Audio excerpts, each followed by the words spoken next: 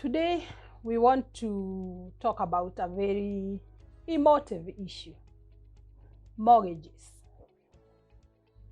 I'm sure you've heard a lot about mortgages, but first things first, what is a mortgage?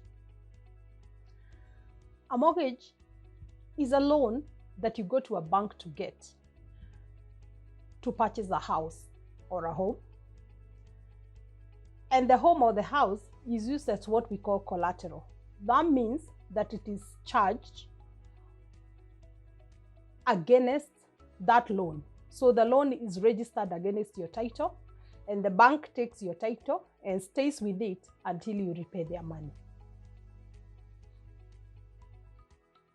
Now, in 2006, National Housing Corporation, that is a corporation in Kenya that is charged with developing affordable houses, were developing houses in the Langata area. And they offered a 3-bedroom house at 2.7 million.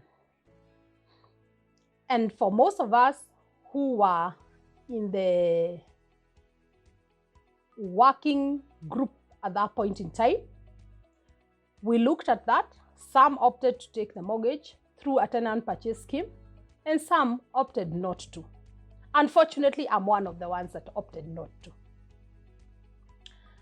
We were supposed to raise a deposit of 10%, which was 270,000, and we were getting a mortgage for 18 to 20 years at 11%. The repayment was something like 31,000. Even though a lot of us could afford it, we thought that it was going to be expensive. Why? Because at the end of the period of 20 years, you are going to end up paying 7.5 million. If you do a quick calculation, that is like 3 times the amount that you are going to borrow. It means that you are going to pay a total interest of about 4.8 million. But what nobody also tells you is that you will take that house and live in it or rent it. At that time, these houses were being leased for 25 to 28,000. So if your repayment was about 31,000 and you got a rent of 25,000, you are only going to raise an extra 6,000 to own that home. Now, fast track it to now. These houses are now going for about 7.5 million shillings. And the current rent is 40,000 shillings. So even if you had not finished paying your mortgage today, the rent will more than adequately cover the mortgage, and you will have some pocket change for your shopping. Now, I've spoken to a lot of my friends that actually did the purchase.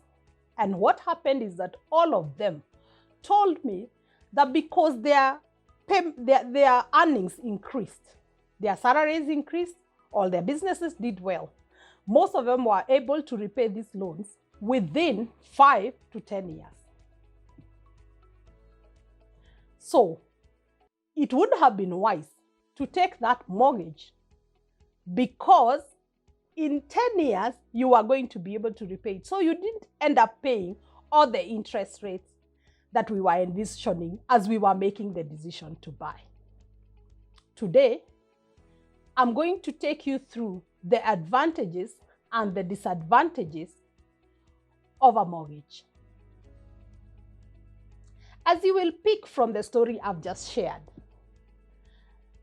my opinion is that if you're young and you can afford the mortgage, you should actually go for it, because half the time your salary or earnings will increase with age, and what looked like a lot of money will look very small, and at the end of the day, you will have a house with a passive income, and you will have a property to your name, and you'll be looking back and wondering, where did the 10 or 20 years go? Because they move so fast. We look at the advantages and disadvantages of taking a mortgage. And I'll start with the advantages. You require less money upfront. You only need to raise 10 to 20%, and the rest will be financed by the bank. As a result, if you're buying a property for 5 million shillings, you only need to raise 500,000 shillings, and you'll be financed to the tune of 4.5 million shillings. Now, this is a big advantage because it allows you to pay in installments. The other advantage is that you will have an ability to buy because of this process of paying in installments. It means that you're given a longer period of time, and the younger you are, the more time you have to make this installment payment. But also the other thing is that because you're not restricted to making the installments that you've been given, as you get more and more income, you fast track the loan and you can pay it off with as little time as you can. So my advice usually is, if you take a mortgage, make sure that you pay more than you're required to, so that you reduce the time and you reduce the interest that you end up paying. A mortgage also has tax benefits. What you will notice is that the mortgage interest payments are actually tax deductible. You can see a tax expert to get this explained so that you take advantage of that. It also gives you financial flexibility. If you have 10 million shillings, you don't have to pay the 10 million to own a 10 million home. You could actually just take 1 million and borrow 9 million shillings. Use this 9 million to invest in other things. If you're in business, you could invest it in your business. If you're not in business, there are other avenues where you can invest and it will give you a good return. It also gives you the flexibility of having liquidity by having this money easily accessible.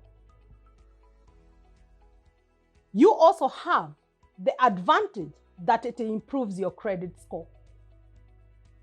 If you go to the credit bureau and you've never borrowed, nobody can be able to gauge how well you can repay a loan. So your ability to pay a mortgage actually improves your credit score. But there are also disadvantages to actually taking a mortgage. And I always say it's important to look at all the pros and cons so that you can make a decision whether a mortgage is for you or is not for you. One of the disadvantages of having a mortgage is that you need a great credit score to access it. So you will have to show the bank that you have an ability to repay debt.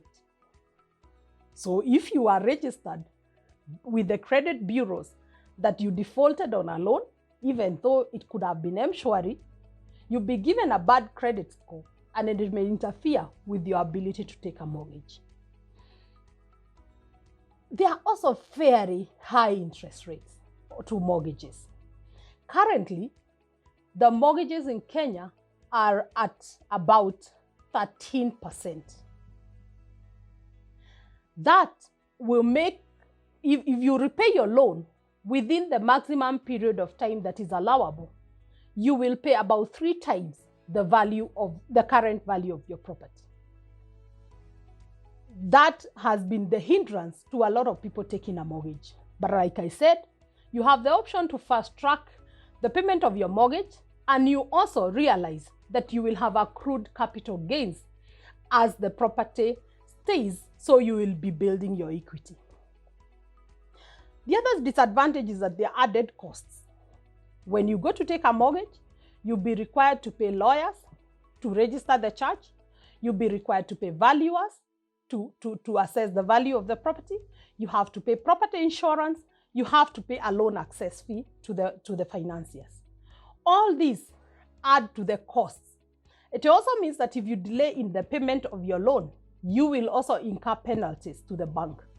And that means that you could actually end up paying so much more than the value of your property. You also will face the risk of having a prolonged debt. A lot of us are debt averse. You do not like sleeping every day knowing that I have this burden of debt. So if you take a loan for 20 years, it will weigh you down if you are debt averse. So that is something that also you need to consider, whether you have this appetite of carrying a debt for a prolonged period. And last but not the least, the biggest challenge that a lot of people face is that there is always that risk that your home could be taken away if you miss an installment. It means then that you have to continuously pay, because the minute you stop paying, you risk not only losing the home, but losing a lot of the money that you've paid up to the point at which the property is auctioned. Having said that, if you're young, you can afford, you actually need to consider a mortgage. And right now, the government is pushing for affordable housing.